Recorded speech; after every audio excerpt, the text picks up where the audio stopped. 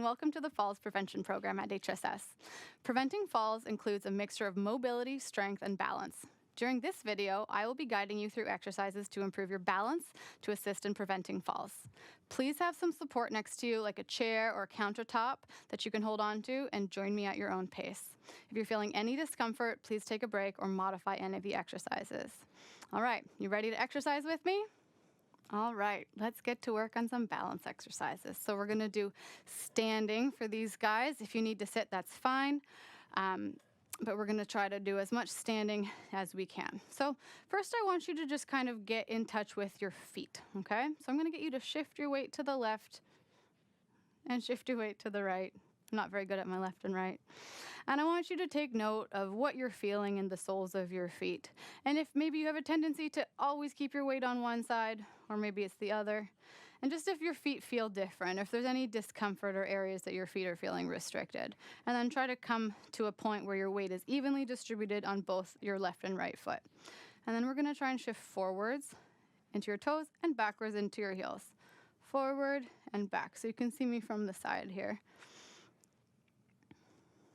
So when I'm in my toes, I can kind of pitter-patter my heels, and when I'm on my heels, I can kind of pitter-patter my toes a little bit. And from this, we're just gonna try to find a place where our feet are even. So we have even weight on our left and right and kind of evenly distributed between our front and the fronts of our feet and the back of our feet. And from here, we're gonna take our feet together and we're just gonna try and hold, okay? Have your chair next to you if you feel like you need it for balance and support. But we're gonna try and stand like this, hands free. You can put your hands here, here, at your side, whatever feels comfortable, and take note. Are you swaying left and right? Maybe you're swaying forward and backwards. Are your toes curling and gripping underneath you? Or are your toes able to kind of stay long and splayed out? If your toes are really gripping and curling, does that mean that they're holding on for dear life for balance? Or maybe your shoes are really tight. There's lots of different things that can cause that. So we're gonna hold here.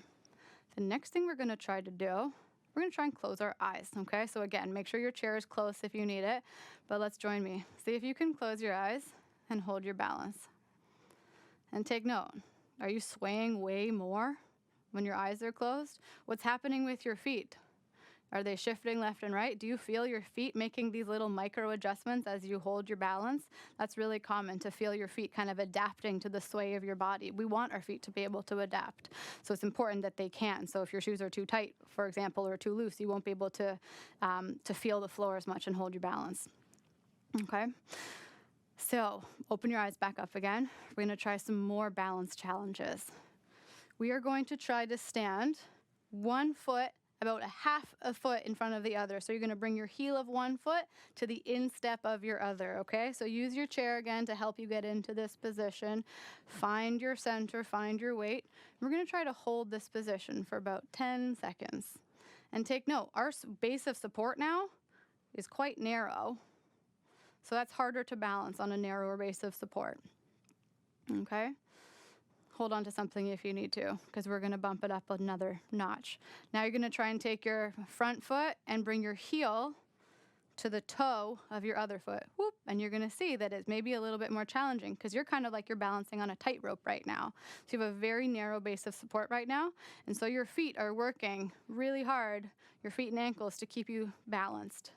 Hold on to something if you need to for this one. It's called tandem balance. It's a little bit more challenging than just feet together. Great job. Let's try it on the other side. So we're gonna switch feet. So if your right foot was forward, now we're gonna have our left foot forward. So left heel, or whichever is your other heel, to the instep of the back foot. You're gonna try and hold this kind of staggered position. And let's try to hold it for 10 seconds. Again, just noticing, just paying attention to what's happening in your body. Is your trunk swaying? Are your hips swaying? Or your feet kind of moving a whole lot? And then we're gonna try the full tandem stance here. So one foot in front of the other. And just try to find yourself, find your balance, and then you can see if you can let go. And you can see me from the side for this one. I have one foot back, and I'm lining my heel up to my toe here. And I'm just gonna try and keep my weight evenly distributed and just try to hold. And it's definitely harder to hold with your balance like this than it is with your feet together. Like I feel my calves working, I feel my feet working right now. My feet are going like this back and forth to try and hold myself steady. Great, that was more than 10 seconds. All right, shake it off. I'm gonna move my chair for this one, so I really want you to make sure that you have something to hold on to, because we're gonna try and take it up another notch. We're gonna try and stand on one leg, okay? So you're gonna lift one leg tall, lift your body tall, nice tall spine, and we're gonna try to hold 10 seconds, no hands. If you need something, take something, please. But just see what's happening in your foot. We do this a lot in yoga or Tai Chi. Sometimes people will put their foot like this for some support. That's fine if you want to do that. Amazing. Shake it off. Let's do the other side. Okay, so you're gonna get your weight centered nicely. Lift one leg. Maybe you don't take the hand off today, that's fine. Maybe you take a couple of fingers off. Maybe you're only holding on with one finger. Maybe you try to take the whole hand off and you're balancing like so. We're gonna try and hold for 10 seconds. Great. Shake it off.